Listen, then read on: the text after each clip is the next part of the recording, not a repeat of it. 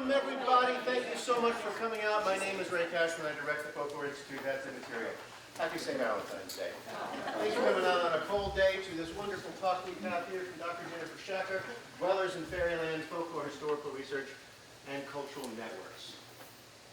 This promises to be an excellent contribution to the spring colloquium series of the Department of Folklore and Ethnomusicology. With that in mind, I have some people to thank. A lot of people to thank. Is Tabitha here? No. Tabitha? Well, Tabitha, thank you. Fernando, thank you. Barbara Hillers, thank you. Dave McDonald, thank you. Assists from Michelle and Vanessa and Angus. All of these people helped facilitate this here talk and reception that's going to happen just across the street afterwards. If you have time, there'll be some light refreshments so we can say hi again in person to Jennifer. The other thing I want to say is thank you to Linda Pisano, chair of the Department of Theater, Drama, and Contemporary Dance. They were very generous in their co-sponsorship of this event. And as you'll see, this talk addresses many of the overlaps and interests between folklore studies and theater studies. So we hope this will be just one of many collaborations in future between theater and folklore. Now, a brief introduction to the works and miracles of our speaker today, Jennifer. Too brief an introduction. She earned her MA and PhD here in folklore and literary studies here at Indiana University. She is currently a professor in the School of English and Theater Studies at the University of Guelph in Ontario, Canada, where she was recognized recently with the College of Arts Teaching Award. A big deal. At Guelph, Professor Schacker teaches classes on, among other things, folk narrative and fairy tale history, including folklore and popular theater, children's folklore and children's literature, women's writing, ethnographic and literary, performance theory, genre theory, and narratology. She also has an interest in material culture, costume, craft, and textile, which may not make a huge appearance in this talk, but I bet you could draw her out, again, after reception, across the street in the folklore department afterwards, so please do come to that. Now, you should note a couple of things. Professor Schacker's books include National Dreams, the remaking of fairy tales in 19th century England, that's 2003, Marvelous Transformations, an anthology of fairy tales and contemporary critical perspectives, co-edited with Christine Jones, 2012, Feathers, Paws, Fins, and Claws, Fairy Tale Beasts, also co-edited with Christine Jones, 2015, and most recently, Staging Fairyland, Folklore, Children's Entertainment, and 19th Century Pantomime. Now, I don't want to steal too much thunder from that book because it will feature in what's about to come, but you know, my students from folklore theory and practice will remember this as an inspiring model of both interdisciplinary and intermedial research on narrative culture in particular. So anyway, I highly recommend the book to anybody who hasn't had a chance. I also note that there are a couple of copies here at a discounted price. If you would like to buy one, we'll hook you up after the show. Oh, if I remember correctly, you're also working on an anthology of pantomime scripts and ephemera, the Rutledge Pantomime Reader, 1800 to 1900, a collaboration with Daniel Quinn.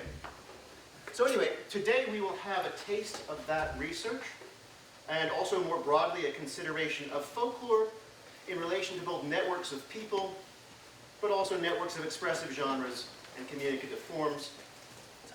Enough of me. Without further ado, let us welcome back to Burlington, Jennifer Schacker.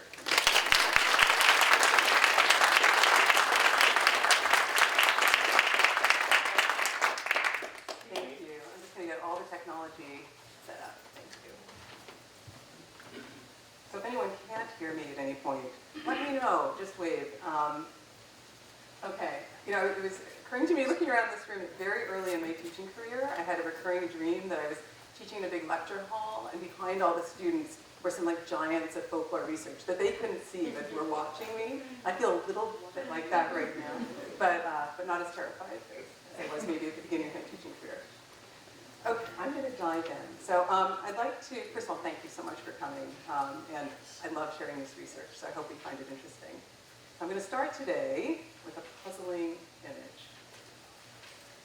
Archived digitally by the Victorian Albert Museum, the exact provenance of this sketch, its year, the periodical in which it appeared, the journalistic writings it accompanied, are unknown. The V&A offers only the following description for the image. I'll read this out. Mezzotint print of an original pencil sketch with a handwritten caption reading Adelphi Theatre. It shows a court scene in which a series of women, dressed in legal robes, but with witches' hats, are presiding over the trial of an unidentified male figure, possibly Romeo or Hamlet. The jury consists of a series of characters from pantomimes, including Cinderella, Little Red Riding Hood, and Jack and the Beanstalk. The sketch is not dated, circa last quarter of the 19th century. Present-day common knowledge does indeed render a few details intelligible, whether one has access to such a description or not. We can recognize the sketch's combination of signifiers associated with theaters and those associated with courts of law. We're likely familiar with a variety of fairy tale and nursery rhyme references, Little Red Riding Hood and Cinderella. For example, identifiable by way of nameplates, if not their distinctive styles of dress, as well as Bo Peep, Jack and Jill, Whittington and his cat, two additional Jacks identified only as Giant Killer and Beanstalk. While it may be unsurprising to find such characters grouped together, there's an additional frame of reference needed to understand how they come to be situated in a theater and seated in a juror's box alongside someone like Robinson Crusoe, who's there to the far right. That frame of reference is, as the V&A caption suggests, British pantomime. That rowdy, playful, subversive, spectacle-rich, and highly profitable form of theater, whose modern conventions emerged in the 19th century when some of the most popular pantomime plots and characters were precisely those pictured here. But beyond that, what would a viewer need to know in order for this image to be intelligible and amusing? Looking over the shoulder of two figures in the foreground, we can see that they are pursuing an indictment for the Theatre Royal Adelphi, a London venue known in the 19th century for melodrama, spectacle, operetta, farce, and pantomime. The anomaly in the juror's box, you can see it there, is the nameplate Lost in London. You can see like our upper left. Perhaps connected to Bo Peep, since it's situated next to her and in front of a lamb. But only a small amount of sleuthing reveals that Lost in London was the title of a once popular melodrama by the actor, cartoonist, and satirist Watts Phillips, which debuted in 1867. So popular fiction, fairy tale, nursery rhyme, and melodrama are united in their function as jury. And on trial we have, most likely, judging by his iconic clothing and morose expression, Hamlet, himself an icon of popular but serious drama. He who, by his own admission, has lost all his mirth. Standing in judgment are three rather mirthful women. In their witches' hats, they may appear somewhat mystifying to a 21st century viewer, and they're seemingly mystifying to the V&A curatorial staff. These female figures preside over the court of fairy tale theater. They matter, and they actually make perfect sense once one starts to map the terrain of a 19th century fairyland. I'll come back to them later, and we can talk about them more in the discussion if you wish. It's seemingly mystifying details like these that indicate that there's something we've been missing about the networks of forms and meanings within which fairy tale circulates in the 19th century. To explore popular cultural references to fairy tales in centuries past is to explore terrain that may seem so intimately familiar that we can be lulled into complacency, but is also radically disorienting if we're willing to look closely. I'm just going to jump back to my title for a second. When writing an abstract for this afternoon's talk, I posed two questions. What can a folklorist bring to the study of print and theater cultures? And conversely, what might the study of print and theater cultures offer to the field of folklore? So one of my goals in the next 45 minutes or so is to give you a sense of the materials and perspectives that fascinate me recently and that have formed the basis of my work through many years in several major projects, ones that are cross-disciplinary and intermedial, but shaped in fundamental ways by my training in folklore here at IU. The title of my talk draws on 19th century discourse. It's actually the subtitle to a book for children that was about folklore scholarship, and I'll get to that shortly. But my title is also indicative, I think, of twin impulses that underpin my presentation this afternoon. On the one hand, I appreciate every opportunity that comes my way to talk about 19th century pantomime and fairy tale history. And in this sense, there's a very specific set of materials and concerns I'll be inviting all of you to think about. But there are also broader or more widely applicable issues, both conceptual and methodological, that have engaged me from my student days to the present. My own approach to doing historical work in folklore has developed my dissertation and first monograph. Ray mentioned all these, but I'll flash them up here anyway. National Dreams, which focused on translated tale collections, which were popular in 19th century England. My perspective definitely broadened through interdisciplinary collaborations with French scholar Christine Jones, a critical anthology of fairy tales, Marvelous Transformations, which pairs oral, literary, and at least one theatrical examples of various traditions with a series of original critical essays. And then there was an illustrated anthology, as he mentioned, of animal tales from India, France, the UK, Norway, Portugal, and elsewhere. So most recently, and most likely also influenced by spending 18 years in the Department of English and Theatre Studies, I've examined British fairy tale pantomime and its curious intersections with the history of folklore study in both Staging Fairyland and now in the Pantomime Reader, which is the anthology I'm working on with my colleague Danny O'Quinn for Rutledge. Beginning as one of many forms of so-called illegitimate theater that skirted royal censure by using gesture, dance, music, and song rather than spoken drama, pantomime evolved over the course of the 19th century into the form of musical comedy that continues to be considered a near-compulsory part of Christmas celebrations for many Britons. For nearly 2 centuries, it's also been considered near-compulsory for most English theaters, where the profits from Christmas-time productions sustain the theatrical economy. My interest in pantomime began when I realized that this theatrical form was an underexplored medium for the transmission of notion, what might have been called nursery tales, popular tales, and fairy tales in 19th century Britain, and the terms were used very loosely and sometimes interchangeably. As the example with which I began suggests, I'm interested in the ways that pantomime and theatricality more broadly formed parts of a shared and recognizable repertoire that permeated cultures of performance, print, visual culture, and sartorial play in centuries past. One example that I find evocative in this regard, and some of you might recognize this if you've looked at Staging Fairyland, is this frontispiece to a little anthology found in the Osborne collection of early children's books, dating from the early years of the 19th century and entitled The Fairies' Repertoire. This illustration depicts a festive gathering of fairy tale characters as they dance and make music together. Yeah, if you want to dance with Bluebeard and Riquet with the Tuft, this is your group. The title of this book suggests that fairies themselves have repertory, that they are in a sense a troupe of players. Long before the Adelphi Theatre was imagined as the site of a fairy tale court, empowered by pantomime profitability and thus wielding the gavel over English drama, the association between theatricality and fairy tale was already very well established. By the time the Fairies' Repertoire was published, there had been over a century of usage of the term fairy tale in English. These early usages of the term were as likely to reference theater and performance as they were print and oral traditions. This is something I surveyed early in Staging Fairyland, but which was kind of news to me, even though I've been working on the genre of the fairy tale for a long time, is just to realize how often the term was used to talk about theater. It's very frequent. In this title page illustration, the figures presumably could be considered recognizable solely based on costuming and body types and sizes, all indications of age, gender, species, and a specific fairy tale narrative. There are no nameplates needed here, as there were in that other illustration. This suggests something about the repertoire of characters and storylines assumed to be possessed by a general audience in Britain in the early years of the century, but also the fact that bodies and costuming themselves were understood to be powerful, perhaps the most powerful signifiers of character within that tradition. This frontispiece can also be read as a kind of fancy dress or costume party, a gathering of individuals of varying size, maybe varying age, dressing the parts of fairy tale characters. And in fact, 19th century fancy dress frequently drew on fairy tale figures. People dressed as fairy tales often.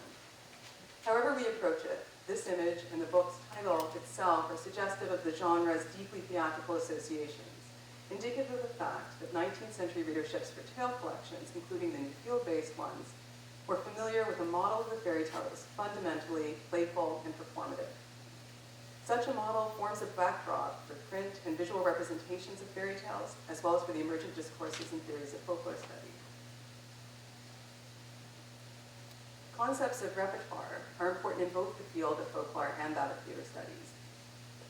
Writing in 1994, Robert Georges noted that the term, or we might add its cognate repertoire, was used with remarkable frequency by 20th century folklorists. Georges observed that repertoire was generally used in a quantitative sense, denoting inventories of knowledge of specific folk traditions possessed by individuals or communities, whether those were conceived as finite or dynamic. Henry Blassie and Pravina Shukla have demonstrated that repertoire can function as a more nuanced concept, one that their sustained fieldwork with artists in northeastern Brazil can map in its networking of such things as visual iconography, narrative traditions, religion, belief, custom, material, techniques, economic conditions, and so on. Notions of repertoire and folklore study today thus negotiate between individual artistry and the communities and traditions within which individuals work. Although it's not always made explicit, I'd suggest that such understandings of repertoire by necessity push against the bounds of genre and medium. The repertoire in which a potter draws comprises more than the varieties of earthenware forms associated with her craft. The repertoire in which a storyteller draws does not comprise tale types and motifs alone, and of course tale types and motifs refuse to be bounded by a single narrative genre and medium of tradition and medium of transmission. Porous, polymorphous, repertoire as a concept to me draws towards the notion of intermediality, a term I've come to appreciate not only as descriptive but also as conceptual. In the same way that intertextuality suggests that the meaning of a text or utterance is dialogic, emerging in its relationship with other texts and utterances, one way of approaching the somewhat awkward but useful term intermediality is in terms of the networks of forms and meanings that are bounded neither by genre nor by medium.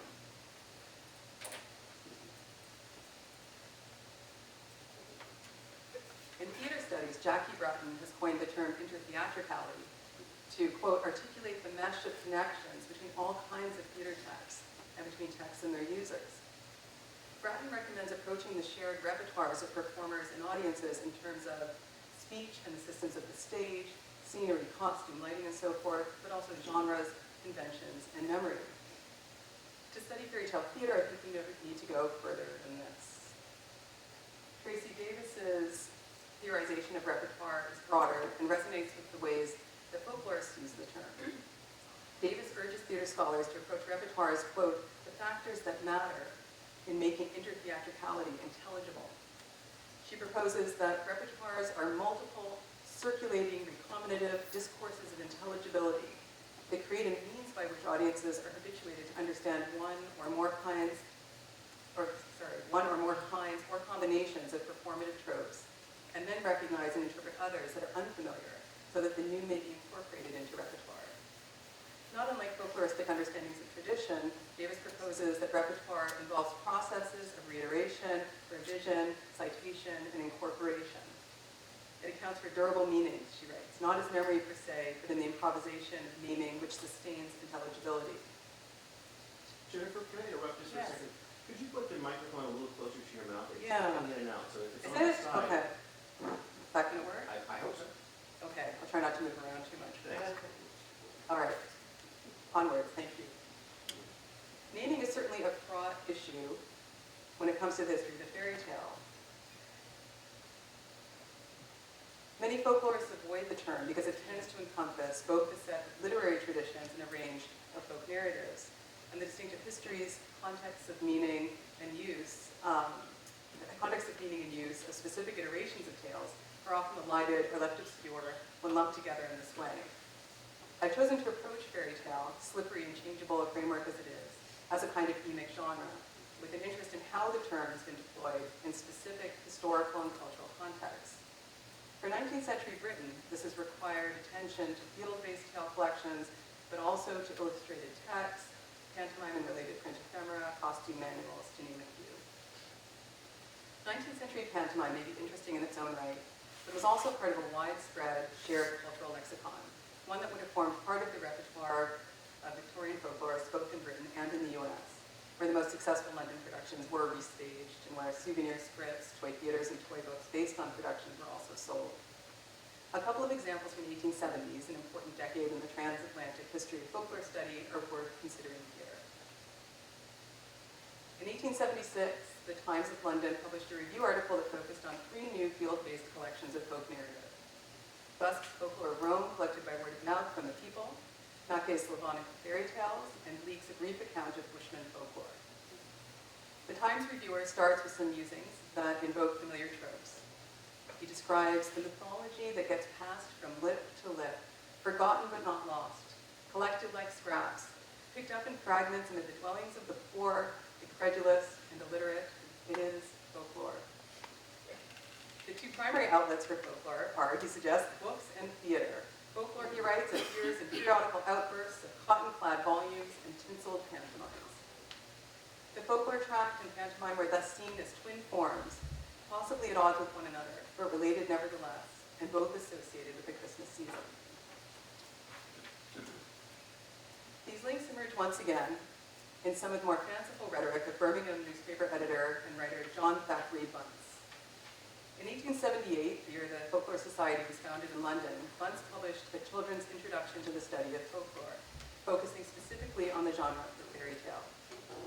Bunce imagined that he'd be able to inspire children to follow the reading of his book with that of the work of Max Muller, George William Cox, William Ralston's Russian Folk Tales, Walter Kelly's Curiosities of Indo-European Folklore, John Francis Campbell's Popular Tales of the West Highlands, and other publications, both English and German.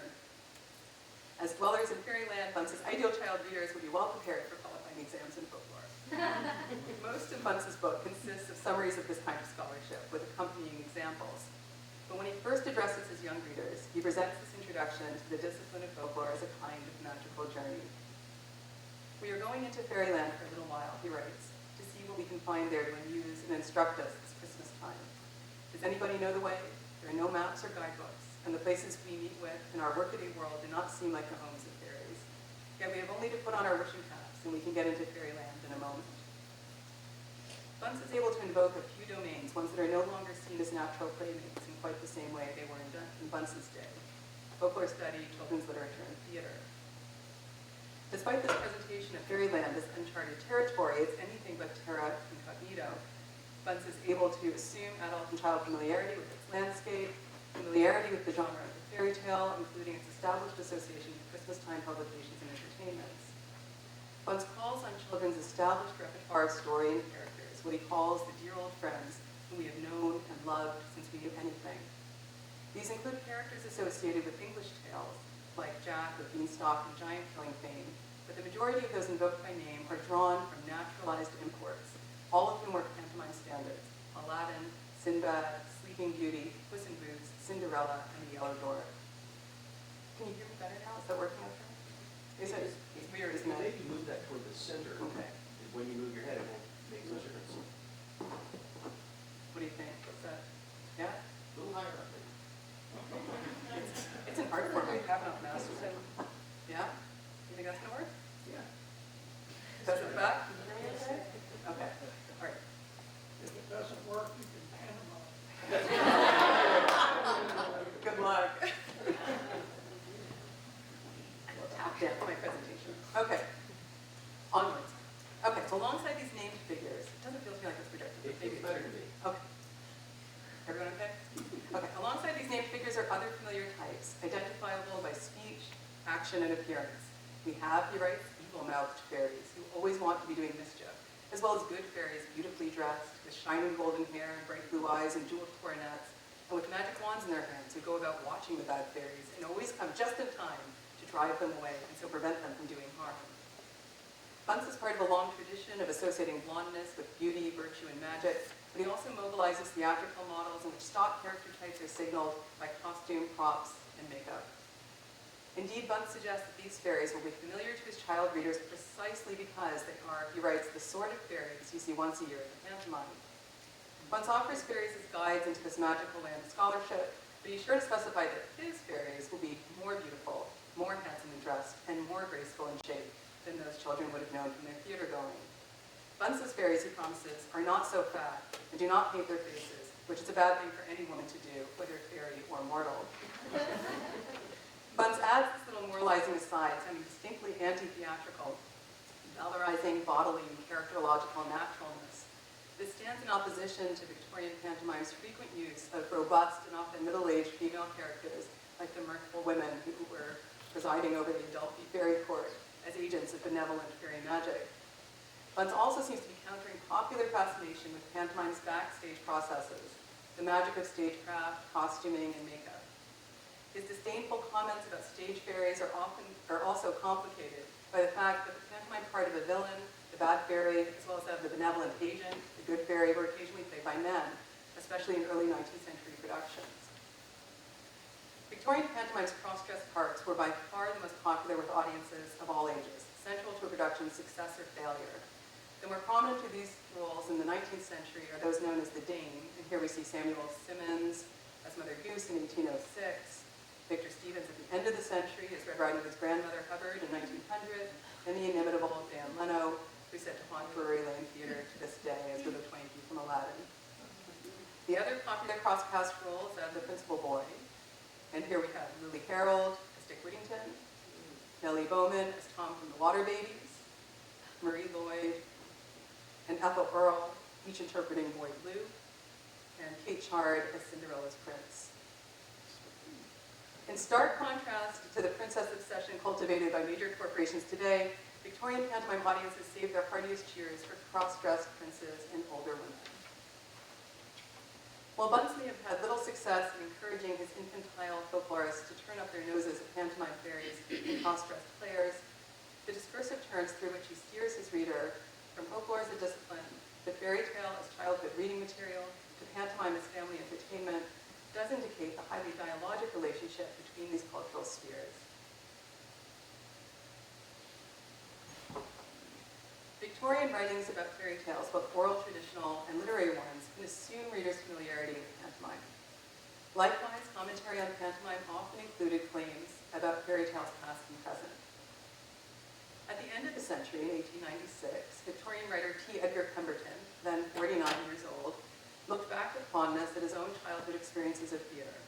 Pemberton sees stage fairies of his youth, so that was the 1850s, which is not great, there you go, as charming embodiments of, he writes, dear, old, familiar nursery stories, but also, curiously, as the prototypes of fairies found in the work of the Brothers Grimm and Hans Christian Andersen. To be clear, the tales of Grimm and Andersen were already in print before Pemberton was born, much less a theater-goer. Nevertheless, for Pemberton, pantomime, not the tale collections we now consider canonical, was the established fairy tale tradition, the backdrop against which such collections were to be viewed and understood. At very least, Pemberton can assume that his readership would recognize that the long-standing tradition of fairy tale pantomime was a relevant frame of reference for readers encountering the work of Grimm's and Andersen for the first time. Like so many of his contemporaries, he viewed print, oral, and theater cultures as part of a complex, intertextual, intermedial web. In the time remaining, I'd like to look at some examples from a fin de siècle production that I've been thinking about for some time and that figures in the final chapter of Staging Fairyland. This script will also be included in the Rutledge pantomime reader I'm currently working on.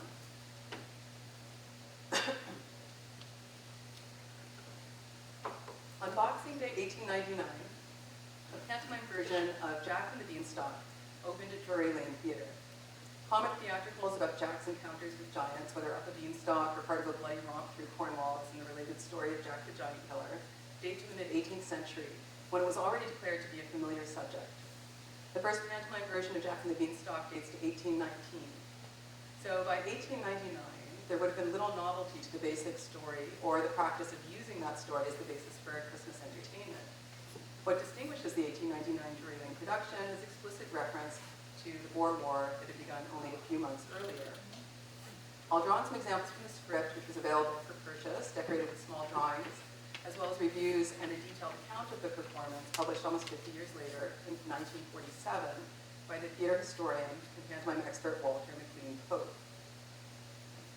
In his nostalgic account of late Victorian and Edwardian theater culture, Carriages at 11, McLean Pope devotes the chapter to Drury Lane Theatre. A good part of that chapter is a detailed recounting of this very production from the perspective of a child audience member and narrated rather curiously in second person. You go, you see, you think, you want, etc. McLean Pope thus positions his account of the pantomime not as a personal memoir, but as a kind of shared experiential history. McLean Pope's description of the Boer War era Jack and the Beanstalk may not stand as hard and fast evidence of what actually occurred on stage. There are lots of inaccuracies in what he imagines, nor in the minds of the audience members in late December 1899, but it offers a compelling account of the legacy of late Victorian pantomime. As we'll see, McLean Pope casts his spotlight on Nellie Stewart, a popular Australian operetta singer and Drury Lane regular, appearing as the best lad in England, that is Jack. No photograph exists of Miss Stewart in this role, but she's featured in the artwork of this Drury Lane playbill. McLean Pope offers us a way of receiving pantomime that presumably made sense to a mid-20th century adult readership who shared memories of the period and possibly of that production. He's constructing a fantasy about an earlier era and about this popular theatrical form, but it's one that's positioned as collective rather than individual or idiosyncratic. Following the December 26th premiere, the Times of London praised this production of Jack and the Beanstalk first and foremost for its Jack, and the actress who played and sang and looked her part. The pantomime was then praised for its distinctly commendable Beanstalk, a cleverly contrived and imposing piece of stage machinery, and then for its giant, rejoicing in the appropriate name of Blunderbore, who is nominally, they wrote, Mr. T. Hendon, but for the most part pasteboard and buckram. He has the features of the conventional boor of caricature. A good principal boy and impressive props were of such central importance to late 19th century pantomime conventions that they must be foregrounded in reviews. But the most memorable point in the performance, for the Times reviewer and others, was unquestionably the military scene that drew on both of these assets that involved both the principal boy and spectacular stagecraft. As the Times review details, and this second playbill for the show demonstrates, Blunderbore lies on the stage, a miniature British troops, some in the scarlet of infantry, some in khaki, some gunners, some blue jackets with a machine gun, some mounted infants in the strict sense of the word, and some Australian lancers throng the stage and walk over the body of the giant. Another night, says last night, there'll be enthusiasm when the childish soldiers, Jack by their side, raise their helmets on their rifles and rule Britannia as raised. On December 27th, the periodical The Sketch also ran a review that lauded the theatrical spectacle of a mighty army of British and colonial troops, each one realistically uniformed and wonderfully trained. It's this moment, this comic and rousing enactment of the fantasy of British conquest that's given the 1899 Jack and the Beanstalk a place in pantomime history, and it's the scene I'll return to in a moment. So English pantomime has both an international history and also the status of a national institution. It emerged from the adaptation and extension of commedia dell'arte and French performance forms, and by the 19th century was considered to be both uniquely and characteristically English. Not exactly true, but it's the way it's been. It could serve as an outlet for social critique, reflection on national history and national character, and offer satirical representations of political allies and foes in an atmosphere that generally encouraged boisterous behavior that is benevolent rather than fractious. Of course, there are exceptions, but for the most part, pantomime is not the scene of outbreaks of fights. As Mark Connolly suggests, the topical allusions that characterize pantomime dialogue and song from at least the mid-18th century also celebrate imperial ambitions and achievements from the Battle of Quebec to the Crimean War and beyond. In his landmark study of early 19th century pantomime, David Mayer considered a range of military references: celebration of British naval strength, the lampooning of the less impressive army, and during the final decade of the war with Napoleon, satirical treatment of a conflict that was, in Mayer's words, unpopular, alarming, and distant.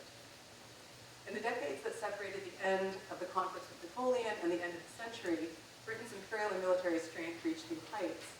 But the conflict in southern Africa between the British and two independent war republics did not follow the model of earlier imperial campaigns. The Boer War that began in October 1899 would be a much lengthier, messier, costlier, and bloodier conflict than expected. Historians like Steve Attridge have noted that the extensive, really unprecedented coverage of the war in British periodicals was sometimes shaped by familiar imperial bluster, but also increasingly by anxiety and introspection. When Arthur Collins's production of Jack and the Beanstalk opened on Boxing Day 1899, the devastating losses of what was known as Black Week were very fresh in public consciousness. During the week of December 10th to 17th, so that's just a week earlier or so, British forces suffered 3 successive, staggering defeats, and nearly 3,000 men had been killed, wounded, or captured. Theater historian Jim Davis argues that the events of the early months of the Boer War and of Black Week specifically resonate in the Drury Lane Jack and the Beanstalk and result in theatrical expressions of what he calls patriotic frenzy and anti-Boer propaganda. By January 1900, coverage of pantomime in periodicals like The Sketch would all but disappear, at least for the remainder of the pantomime season and the one that followed. Spectacle and topical humor can sometimes fall flat or seem distasteful, especially when current events are quite grim. And Greg and I experienced something similar when visiting England this past Christmas after the recent re-election of Boris Johnson's Conservatives, which was a very bad pantomime season. Things were just not funny. But I would like to suggest that in the midst of patriotic flourish in December 1899, one can also detect ambivalence and uncertainty concerning affairs both domestic and military. This is clear in a few key scenes from Jack and the Beanstalk. So first, I'd like to consider the opening chorus. This is a conventional part of pantomime at that period.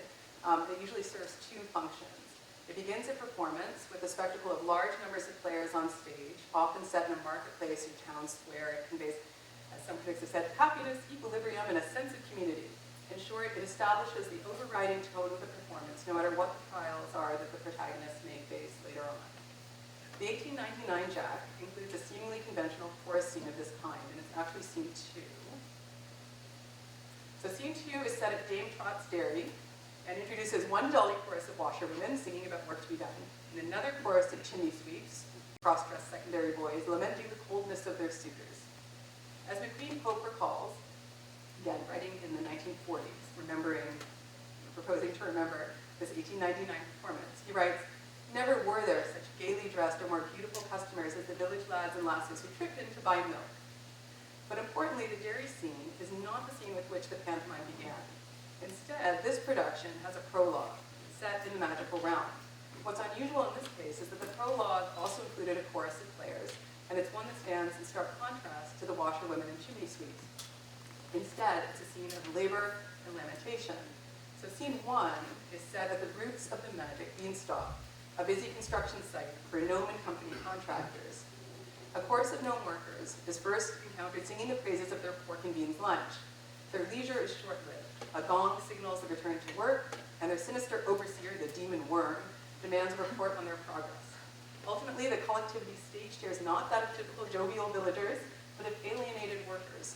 The gnome laborers, who literally work for beans, are reported to be very discontented, for they want to know what the beanstalk they're building is for, where it is to go, who ordered such a monstrous plant, and why.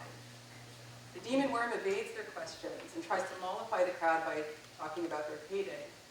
But the demon worm lets it slip that the project is being financed by literal giants. The gnome foreman wants to resign immediately. The demon worm explains that not only are they laboring on behalf of giants, but there's been a kind of corporate takeover. These are current terminology. The firm is now to be known as Giant Blunderbore and Worm. This newly minted business partnership is associated with a lamentable deterioration of business ethics. They, quote, sail bad actions merely for a song, and even tried to sell an army from our shore. Alienation of common workers and corruption at the corporate level are established as the backdrop to the pantomime's plot. And there are also forces to be reckoned with at the level of national defense, their threats to home and country. Given the thematic concerns established in the opening scenes of this Jack and the Beanstalk, it is perhaps unsurprising to find that another classic pantomime performance convention, that of the procession, also takes on a military tone.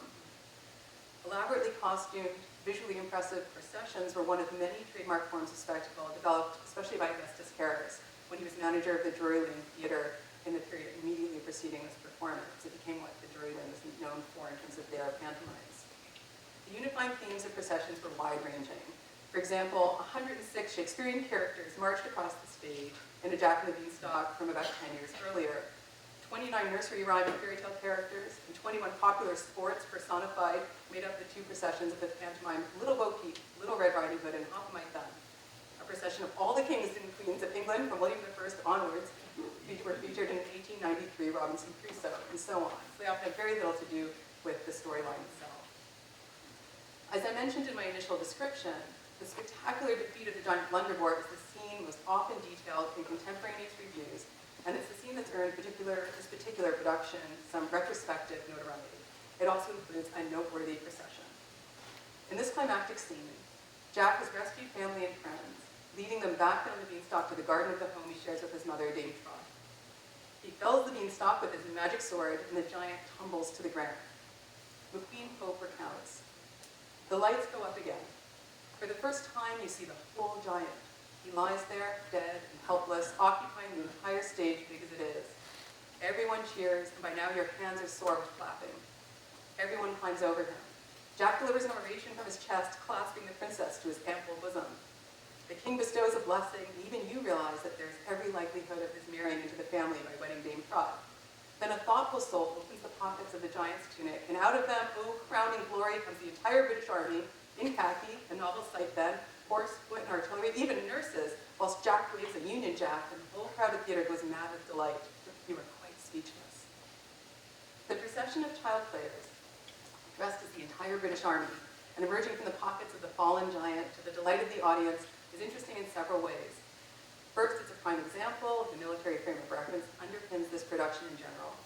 This procession is literalized and mocked South African President Paul Kruger's claim that he could fit the little British army in his pocket, an insult that was given ample coverage and commentary in British papers.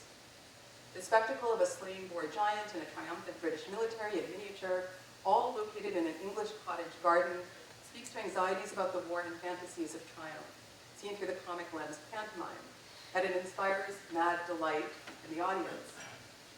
It is also notable that this scene of triumph is the first one in which the foe, the giant, is seen in his entirety. Like the gnome workers from the opening scene, the audience has not been privy to the big picture, so to speak. Part of the satisfaction in this scene, as McQueen Pope suggests, is precisely this revelation, the exposure and defeat of shadowy forces of corruption against which the pantomime's cross-dressed hero has been struggling. The felling of Beanstalk and Giant alike is a victory for the mortal characters in the panto, one shared by the audience, but it also represents a kind of victory for the magical realm featured in the prologue, the gnome laborers who reluctantly did the bidding of the threatening but unseen giants. The implied link between the two scenes is strengthened by the presence in each one of a little chorus, child players cast as the British Army here, who also play the gnomes in the very first scene of the pantomime. Seen in this light, the giant represents not only the Boers, or Kruger specifically, he also embodies the larger project of imperialism towards which common Britons were being asked to labor and for which they were losing their lives. The agent of the chorus is liberation, and the audience's mad delight is none other than Jack, our principal boy. I'll just explain, I said that there is no image existing of Nellie Stewart in the role of Jack, but this is Nellie Stewart as the Prince and Cinderella from just one or two, I think it's two Christmas seasons later. So you get a sense of how she's conventionally depicted as a principal boy. McQueen Pope's account of this cross-dressed figure highlights both her potential erotic appeal, but also a range of alternative perspectives, ones associated with adult female and child audience members, who have generally been overlooked in analyses of pantomime's cross-dressed players. In my final few minutes, I'd like to take you back to scene 2, to Jack's first entrance, rhapsodically described by McQueen Pope. But where is Jack, the hero? He is who you want to see. A fanfare from the band, a dashing in of the villagers so that the vast stage is crowded with hundreds of people, a quick, brisk, triumphant march, and Jack is here. He is a likely lad with a remarkably well-developed chest and legs. He's not like any lad of your acquaintance, with his majestic stride, his masses of golden hair, his gleaming eyes, his silken legs. You hear one of the men behind you say, Nellie Stewart is stunning as a boy, and you're conscious of a weight upon you. It's caused by your daddy and your Uncle James leaning forward to see better, with their opera glasses glued to their eyes. You catch a glimpse of your mother glancing with raised eyebrows at your aunt. Nellie Stewart? Jack? Not to you. This is no man, no woman, no girl, no boy. This is indeed Jack the Giant Killer, the very personification of the hero of the fairy tale, having no sex and no earthly counterpart. You accept Nellie Stewart as your ideal Jack, and that is that. A heterosexual male gaze is the perspective so often invoked as a default in theater history scholarship. It's represented here with a strong homoerotic overlay by Daddy and Uncle James. From that perspective, the figure commanding the stage is identified as Nellie Stewart and not as Jack, and she is stunning, an erotic delight.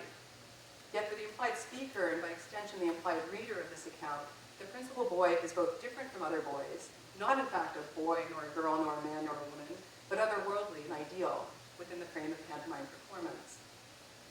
Finally, there's a third perspective wrapped into this evocative account of audience response, that of adult women.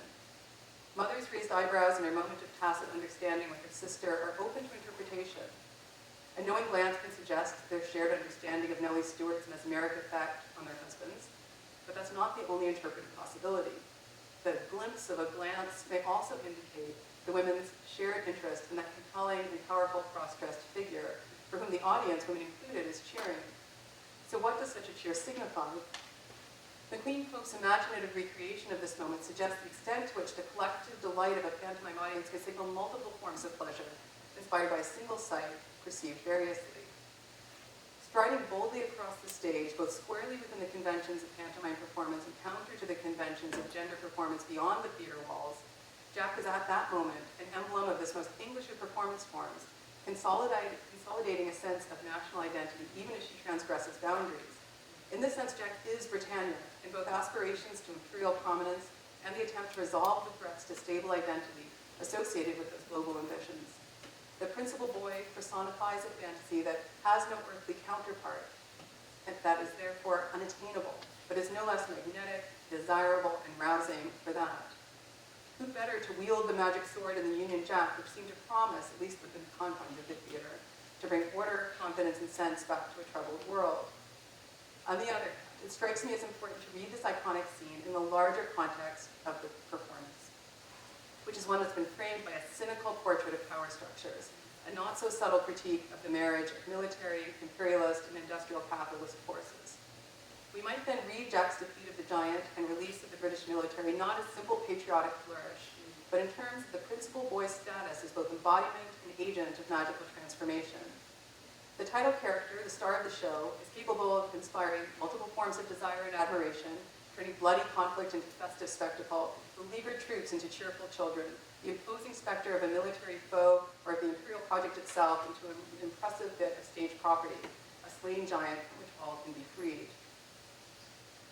Received wisdom about Victorian fairy tales, about their moralizing impulse when used as children's entertainment, or their irrelevance to the serious study of folklore, can prevent us from seeing the complexity of this example.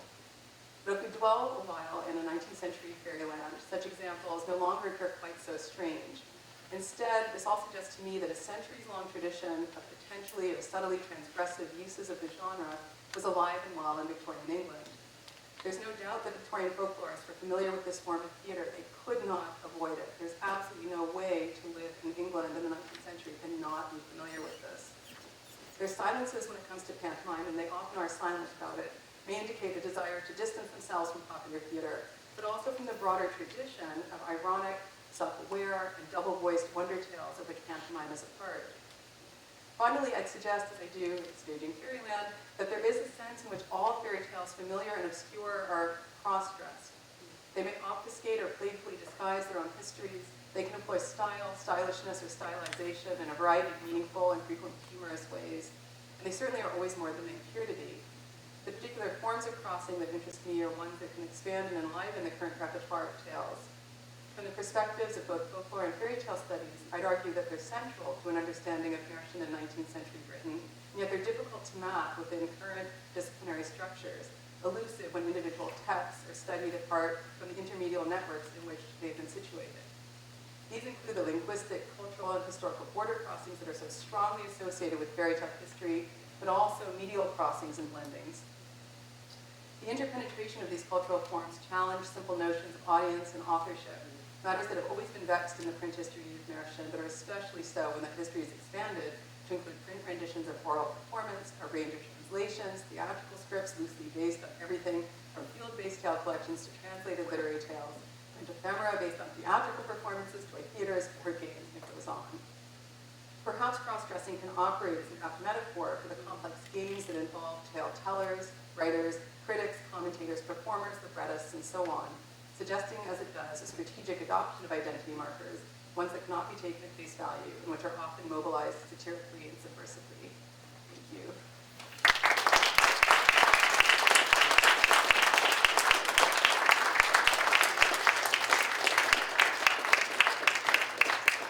Thank you, Jennifer, for an excellent talk. We have some time for questions or comments if anybody has them.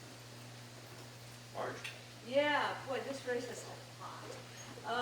One question, some of the names that you mentioned, Murray Lloyd, Yeah. Dan Leno, Yeah. those are all obviously major music hall Yes. figures. Yeah. So one question would be for you to talk a little bit about the relationship between panto and music hall.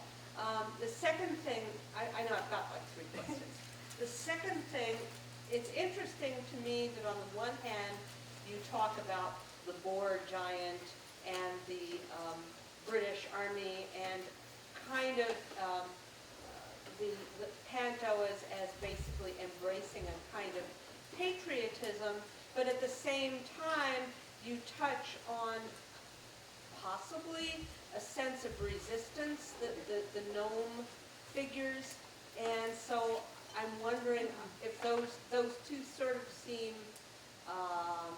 paradoxical, but maybe not. And then the final question is, because I know panto has existed even in fairly recent history, Yeah. and still does, and so basically how the relationship between panto and mass media today. So those are my three. Okay, questions. all right. I'll try to give short answers. Okay. But yeah, in the late Victorian period, a lot of performers who were primarily associated with the music hall Right. appeared in pantomime. And that did generate a lot of criticism because they carried with them associations with a form of performance that was considered, relatively adult, déclassé, Right. Yes. risque. And so they could say very little, and it would just be infused with double entendre, just Sure. because of who they were and what their reputation was, what they carried with them into the performance. And that happens today as well. Yeah. So David Hasselhoff, believe it or not, has had a major career resurgence performing in London pantomimes. So there are all sorts of figures who are considered kind of camp or, countercultural. They're sort of appearing like highly popular forms and carry with them their own reputations into the performance. So there's a kind of ongoing tradition of that, but you're absolutely right, yeah, that Louis Roy, Dan Leno are known not just in pantomime, but also in music hall for like the raunchy songs and performances and so on. Yeah. So you get in the late Victorian period lots of people lamenting, this happens over and over. Pantomime is not what it was when I was young, right? So, but you have that like every 20 years, you can see a generation of people sort of lamenting this popular form is not as good as it was when I was young. And one of the things that some found distasteful in the late Victorian period was that it was too sexualized, that it was kind of tainted, it wasn't innocent anymore. And part of that has to do with the presence of these music hall performers. And I think you're absolutely right when it comes to, and that's partly what I'm trying to get at, is that having a single chorus of child players being both these oppressed, mistreated workers and also the army, gives us these flip sides of, this isn't just about sort of blindly celebrating, British military strength. It's also about a sort of critique of the current sort of power structures that were impacting the common person negatively. So it becomes kind of an outlet, I think, for both, an impulse and a release of, sort of collective dissatisfaction, as well as a sort of effort in the face of really bad news to sort of, rouse everyone. So I think when it was actually apparently a spontaneous chorus of Rule Britannia among the audience. It's not part of the score, it wasn't planned, they just burst into song. And to think about what a moment like that means, it doesn't always necessarily mean like just, a patriotic fervor, but it means like a sort of desire for a sense of collectivity and a sense of feeling unified when there's so many things impinging on ordinary people's lives at that moment that are very distinctly negative. In terms of mass media, it absolutely happens today that, topical humor is absolutely central to the pantomime tradition. All sorts of jokes about current events and things that, again, can seem just mystifying because some of these are current events that don't have a lasting impact on the historical record. They meant something to a community. Sometimes it's as local as just around the particular theater, the neighborhood. So, the references you'll get in a given pantomime today could be everything from things that have to do with the particular community in which the performance is happening to items in the news, regionally, nationally, globally. And so that relationship with mass media versus the local, it's dynamic, but I think they're both very important. Just one more thing, it might be interesting to compare, because now there are all kinds of treatments of American in popular media, movies and so on. Absolutely. And it would be kind of interesting to compare the American treatments in movie and current panto. That's interesting. Thank you. Other questions? I'm sorry, you can field your own questions. I'm trying to help. No. Anybody else? Elliot? Yeah, to what extent, if the pantomimes were essentially self-referencing and ironic and deconstructing, did they affect the sense of the fairy tale as a magical genre? Because, if we want to look at current or recent stuff, Disney movies pretty much didn't do that. Children left the theater with I think, not having been a child myself, I can't say.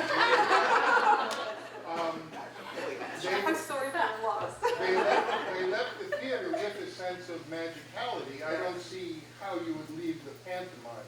Well, that's the interesting thing. There's a convention right? So that understanding that theater itself is a kind of magic, or you talk about stage magic.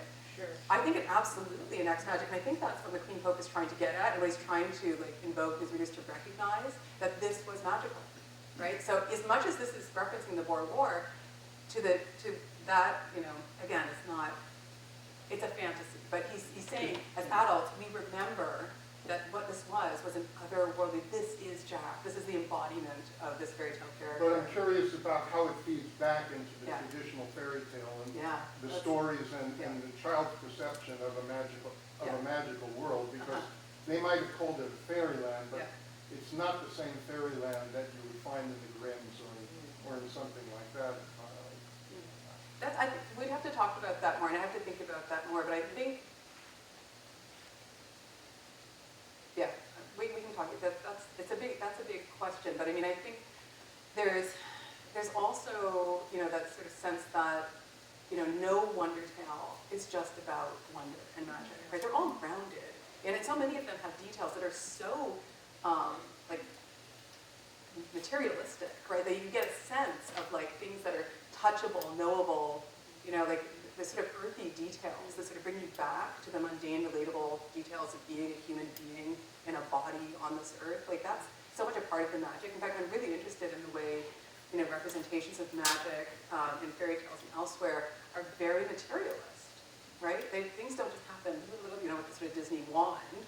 They happen because you have to actually, you know, in both Perrault and the Grimm's Cinderella, there's a sort of engagement. You have to get down and dirty in the garden and, you know, with animals and pumpkins and get your hands in there. Like, the magic doesn't just happen, like, prettily.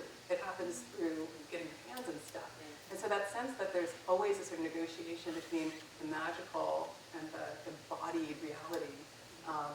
Yeah, I think that might exist maybe more than we think in Wonder Tales themselves. That's, I think it's a big question, but it's something to think about. I appreciate that as an idea. Question over here. Yeah, the connection between musical and the theatre was very strong, and this particularly at the time of the Boer War, and this was also amplified by the emergence of the mass newspaper. Yes. And a contemporary phenomenon was the Kipling's Yes. poetry read on the music hall, Yeah, which yeah. went, as we would say today, viral. Yeah. Yeah. His particular poem about the absent-minded beggar, which was a volunteer soldier in the Boer War, which was originally commissioned by the Daily Mail, Oh, I didn't know. and then became a kind of staple recitation on the halls. And that, together with this kind of platform in the press, gave it this mass audience, but also, I think, interchanges with this theme in pantomime too. Yeah, that's a really good observation. And it's interesting that not only the scripts were for sale, but also the music. You could get the music for playing at home, Exactly. arranged for Yes, piano. yes. Yeah, so that you could, you know, play your favorite songs at home. So the words, in fact, what was it, the absent-minded beggar was put to music Yeah. by, which is the musician in Gilbert and Sullivan? That would be Sullivan. Sir Arthur Sullivan, Yeah. yes. And of course, W.S. Gilbert also wrote pantomime, Yeah. Harlequinade. Yeah, so the kind of, as we now say, the intermediality was Yeah. enormous, Yes. and the extent to which Kipling's poem was reproduced, it went even as far as I seem to remember Oshkosh in Wisconsin. So there you have true massness. Yeah, that's a wonderful example because again, and it's something that, you know, when we have sort of the blinders of whatever discipline we've been trained in or that we're working in, when we have those on, like we can sort of say, put these things as interesting side notes, but they're really central, right, to the kinds of cultural legacies that things like that have. Yeah, that's a great example. Thank you. John?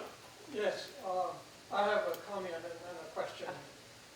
There is a large collection of pantomime librettos in the Lilly Library. That's good because that means I have to come back to Bloomington. Unfortunately, now is not the time. Yeah. Since Lilly is all shut down Yeah. for renovation.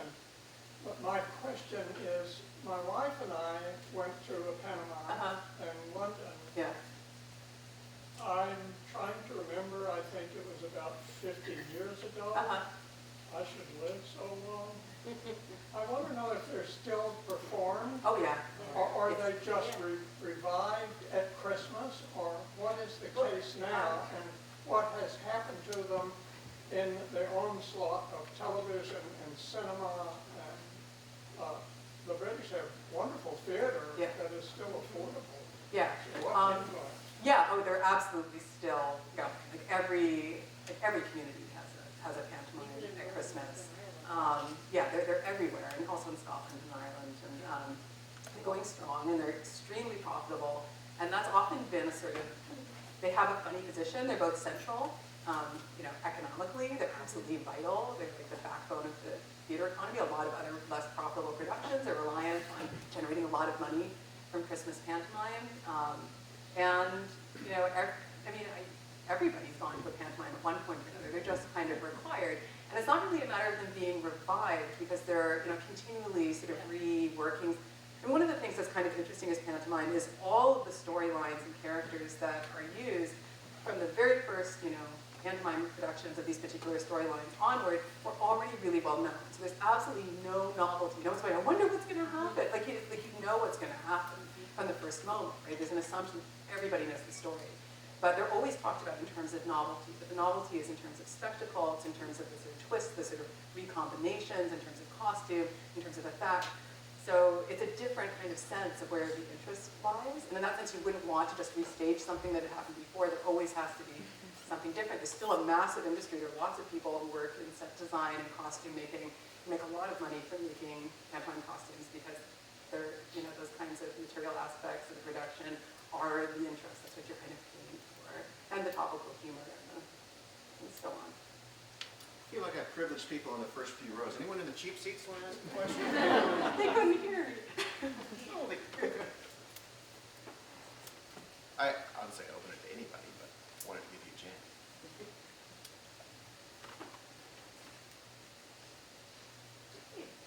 Did you ever come across anything like an unsuccessful campaign? So they're Oh, yeah. funny most recently. So Yeah. what does not work? There are lots of reviews of pantomimes where they, where they're quite dismissive and critical, and they often don't give a whole lot of detail. But there are like performances that ended in fire midway because of faulty lighting, and so there are certainly things like that. I mean, there's a very in the United States. There's the famous I forget how they pronounce it there, Iroquois Theater in Chicago, which is where the whole theater was set alight during it, and all those children died. It's a very famous, it's a very famous event. I mean, I think it's what precipitated making modern theater design laws that are still present with fire exits and so on. And so there's certainly ones that are tinged with various kinds of failure, whether it's a tragic failure or it's just not funny. So yeah, I think that's a good question. What fails from our own experience. What's that one we saw at the Old Vic with Ian? Oh, we saw Ian McKellen. Ian McKellen slummed as a Dane circa 2006, and he was not good. He was not good. He just was not good. So a great actor does not a great Dane make. Like it is a different kind of performance convention. And then there are some actors who are really known as Danes, and they just it's just a different quality. Plus, if you're at a theater that's known for serious drama, people behave in a different way in the theater space, and they're resistant to like leaving, candy wrappers on the floor and yelling at the stage and doing all the things that happen in a really good pantomime, because it goes counter to all the conventions of propriety, other kinds of stage propriety and theater-going propriety. And so sometimes they can fall flat, even with a big budget and great performers, and you would think everything going for them. And the raunchiest performance we ever saw was in the public library. I mean, it was all student group. There were kids. It's all kids, and it was by far the most risky performance. And then they threw candy. They threw candy out to the audience afterwards. So it's a different kind of theater than a lot of us are accustomed to. Sandy. Actually, the comment about how candy throwing, I was thinking all along that it kept reminding me of what's going on right now in New Orleans with the Mardi Gras parade, and how each of the floats represents a sort of story, and of course gets a lot of audience participation. Yeah, and it's really interesting to me the notion that you can represent story without narrative, right? So how do certain stories become encapsulated encapsulated into various kinds of visual signs and also wearable signs that, what does that mean? And I find it fascinating if you look at, I've done a little bit of work on some of the most, the best publicized fancy dress events that were mostly, upper class people, common people, don't get covered in the press, but these very big balls where people were dressed often sort of in groups as fairy tale characters. And the fact that their costume alone would signal a story or a character, and that the repertoire is so much wider than the fairy tales people would know today. So you could, dress as a character that now would, Prince Lupin, and it would seem so obscure, but it would be recognizable enough that, you don't have to have a nameplate, and the press can cover it. And it was assumed that those reading the press accounts would know what they're talking about. It's a very interesting way to get a sense of what was considered canonical at the time, which is a much bigger set of stories than we currently have. In the back, Christian? Hi, thanks. Hi. Really fascinating talk. I feel like I learned a lot. I'm really interested in the way that you represented folklore scholarship as kind of having this centripetal, centralizing effect, and that sort of being part of its disdain, or this author's disdain for the pantomime. And I'm wondering if you, as a folklore scholar, have ideas in mind for how to experiment with the writing of folklore scholarship in a way that resists that sort of monologic legacy.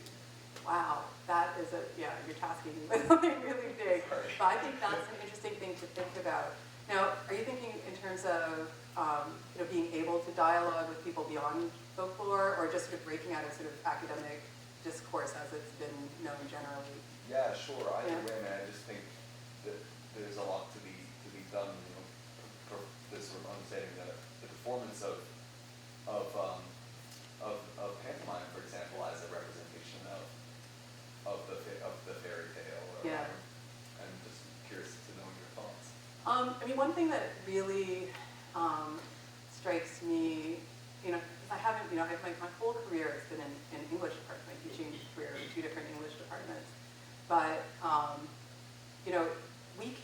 we can make the most of the fact that everyone thinks they know what folklore is, so that everyone has some interest, generate, maybe, not what you recognize as folklore, whatever, but, you don't go into it absolutely cold, or you're not naming some field, people are like, what is that? They all have some preconceptions. And in that sense, folklore and fairy tale in particular, it bleeds into so many different domains, and I think there's a need for those trained in folklore to actually let their voices be part of those conversations. It takes a lot of patience, right? Because it's interesting how, when someone outside folklore is sort of, I'm sure you've experienced this, is sort of dipping into the field, or someone who doesn't study the history of the fairy tale says something about fairy tale in the scholarship. They're just, they're dipping in, and they'll repeat sort of received wisdom that is really, really simplistic and really kind of unfounded. And to try to figure out, how do you, I think there's space for, and a need for, these voices. If you just, sort of you have to be willing to be a novice yourself, to be able to go into fields that are not your own, and understand, use your ethnographic sensibility. Think, who are these people? What's important to them? What are these conversations about? And then where can I fit into this? Where are these points of intersection? I think there's a huge, I found the field of children's literature and childhood studies incredibly receptive to folklore scholarship. There's so much room and enthusiasm for folklorists to actually become part of those dialogues and debates. There's enormous interest in childhood studies right now in material culture, and getting beyond the sense of children's literature as just a text-based enterprise, and moving into things like performance and reception and material culture itself. There are a lot of avenues. That's something we can talk about, but it's such a big question, and this is the whole question of scholarly discourse. How do you move from this to something that people, a general audience can receive? And it's something that I'm still working on, because, for instance, I was interviewed ostensibly for a New York Public Radio show on opera, and I was trying my best to give as simple an answer as I could to everything, but I didn't say what they assumed I was going to say, and that's inconvenient, right? So if what you're saying goes counter to the already established sort of wisdom about folklore and fairy tale, it gets harder to be quoted, but I think you just have to kind of speak that common language and still, you know, trying to get people to actually use your sound bites, even though you're not saying what they wanted you to say because you don't think it's true. Anyway, that was a kind of roundabout answer, but it's really, really good. Was that, What's that? was that aria code? It was aria code. I was supposed to be on aria code, but they didn't use me. Yeah. I feel vibes of interest that might generate one question more. Maybe?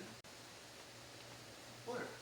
Well, I'm sitting here speaking of the role of the audience and the combination of fantasy and patriotism and humor and all those things. And I'm thinking to myself, is pantomime, the relationship between pantomime and theatre the same relationship as the BBC proms is to Possible. symphony music concerts?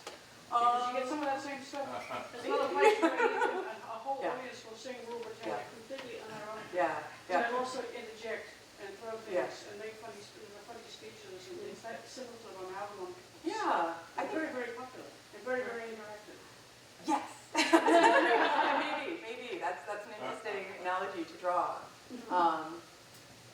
Yeah, it's interesting that, you know, it's said now that most British children, their first experience with the theater is pantomime. And I'm thinking, like, what an interesting relationship we'd all have to live performance if this was our first experience, you know, where you're expected to respond and so on.